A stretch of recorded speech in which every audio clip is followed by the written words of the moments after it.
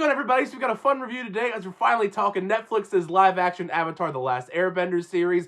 Rarely has there ever been a series that I was as excited to watch as I was nervous, because of course, growing up, I loved Avatar: The Last Airbender and Legend of Korra. Both of those shows were integral to making my childhood awesome, and I've already seen this material butchered in live action before, so even despite the trailers impressing me with the look and feel, I still was pretty hesitant going in. There's quite a bit of things to appreciate when it comes to Netflix's live-action adaptation of Avatar: The Last Airbender. Details that I can't help but get some joy out of being a lifelong fan of this material, and seeing this Netflix show adapt some of this stuff much more accurately. Whether it's the costumes, the sets, the VFX themselves, all that attention to detail does a great job getting you immersed in the story. Before delving into a lot more of the story elements here, let's talk about some of the other major positives that I had for Avatar: The Last Airbender. Firstly, this cast. For the most part, I like the cast they assembled here for this live-action interpretation. Though it did take me a little bit for Gordon Cormier to grow on me playing Aang, I think as the series went on, he got better and better. Early on, he did start out a bit stiff with his dialogue. Slowly though, he won me over because he perfectly conveys that wondrous childlike charm that Aang has, while shouldering so much responsibility being the Avatar. Plus, thankfully, this show actually calls him Aang and not Ong, like in that M. Night Shyamalan film. It used to drive me crazy. My name is Ong. Ong. Ong. Me Ong.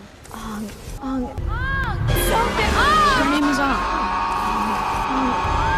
Growing up watching Avatar: The Last Airbender, I always thought the Fire Nation characters were so cool. Zuko, Uncle Iroh, Fire Lord Ozai, Azula. They did not disappoint here in this live-action adaptation. Out of all of them, I think Dallas Liu as Zuko is my favorite, completely nailing his personality to a T, which makes me really excited to see him continue to progress as the character as the series goes on. You want to talk about perfect casting, though. Paul Sun-Hyun Lee basically just feels like they ripped Uncle Iroh right out of the animated series and threw him in the live action. That's how amazing he is as the character. As for Fire Lord Ozai and Azula, both of them were pretty good as well. It's fascinating though how they're incorporated into season 1, because if you aren't well aware, if you haven't watched the animated series, both of them aren't really in book 1 at all. There's a couple glimpses here and there of them in book 1, but they're not a main player, I guess is the better way of putting it. Sokka was somewhat decent. There are definitely inklings of the Sokka personality that we know and the struggles that he possesses. Some of the tweaks here, I think personally, don't work to the character's benefit. The character I think is most affected by all these different tweaks they decided to make probably was Katara. Katara was probably my least favorite of the bunch. Performance-wise, it was okay, but for the majority of the story, she doesn't feel like Katara at all, at least to me. Way back in the day now when M. Night Shyamalan did The Last Airbender, amongst the plethora of the issues that movie had, a big glaring one for me is how he tried to execute the action sequences and the bending in general. It never looked good at all. Most of the action sequences in the show are thrilling. Several of them nail down the look and how they felt from the animated series. In particular with the bending. Fire and water, I think, look the coolest whenever they're used. Every now and then the VFX don't look the greatest, and I think that's attributed to the fact that they shoot some weird angles from time to time. But for the most part, I left satisfied with the VFX in general, not just in the bending. The VFX they used on Appa and Momo, both of them were brought into live action spectacularly. Now for me at least, I wasn't going into this new live action adaptation expecting them to just have a shot-for-shot remake of book 1 from start to finish, where we would just see every single adventure that Aang, Sokka, and Katara go on, and Zuko and Uncle Iroh's story as well. I genuinely went into this series trying to have an open mind on potentially any of the changes they would have in the story or tweaks to the characters. And this series does decide to add a few interesting new spins to the world, while also subtracting a multitude of elements as well, some of which I didn't mind and some of which I was not that big a fan of. I think this is one of the major elements that's going to vary depending on how you feel about certain side adventures in book 1 and the characters you see along the way once Aang, Sokka, and Katara go on their journey together. Still, for the most part, I enjoyed Team Avatar's journey. However, I can't deny the fact that I was bummed out they cut out a majority of the little side adventures that we see them go on throughout book 1. They do keep some of the ones that you would expect, like Boomy and the Blue Spirit, but I don't know, some of the omissions and the tweaks to things, particularly in the character department, I found to be quite odd, especially when it comes to characters like Katara and Sokka. And another weird thing is the way that the show tries to connect different characters' storylines together that you would would never expect. And one example I'll give, Jet is connected to another character in Avatar The Last Airbender that you would never expect. Similar to in the original series, it does ride that line tonally from your goofy interactions to more serious situations depending on the episode, which is definitely something that could be jarring to newer viewers compared to lifelong fans of Avatar The Last Airbender. Something that more than likely will be jarring for fans is how the narrative flow is all over the place throughout the 8 episodes, because sometimes we're rushing through these important events in the series in between all of these excessive exposition dumps of backstory. It's the overall pacing of the story that's the series' true worst enemy, because definitely I had fun watching it, but depending on the episode, some of them are stronger than others. It's fascinating when you think about the pacing of the overall journey we go on, considering when you add up the runtime of all 8 episodes, it's almost the equal length of the entire book 1 of Avatar The Last Airbender. Despite that, the series that has 25-minute long episodes with various different side adventures along the way tells a better cohesive story. How they rearrange certain events in the story to fit them into season 1 that weren't really in book 1. I'm definitely fascinated after this finale how they're going to tackle the rest of the stuff in book 2 and book 3 down the road. I totally realize the bar is pretty low as far as saying this is a vastly superior adaptation compared to The Last Airbender from M. Night Shyamalan. And I won't be surprised when Avatar The Last Airbender fans are divisive about this series as well, because it does make a lot of changes that I'm sure fans are going to not be a big fan of. Though it isn't a perfect adaptation by any means, nostalgia aside, I think it does a decent enough job evoking the feelings that I had watching the animated series growing up, while also trying to appeal to a new audience that never watched the animated series at all. If all else fails, we still have the amazing animated series to fall back on, along with the Avatar Studios stuff that hopefully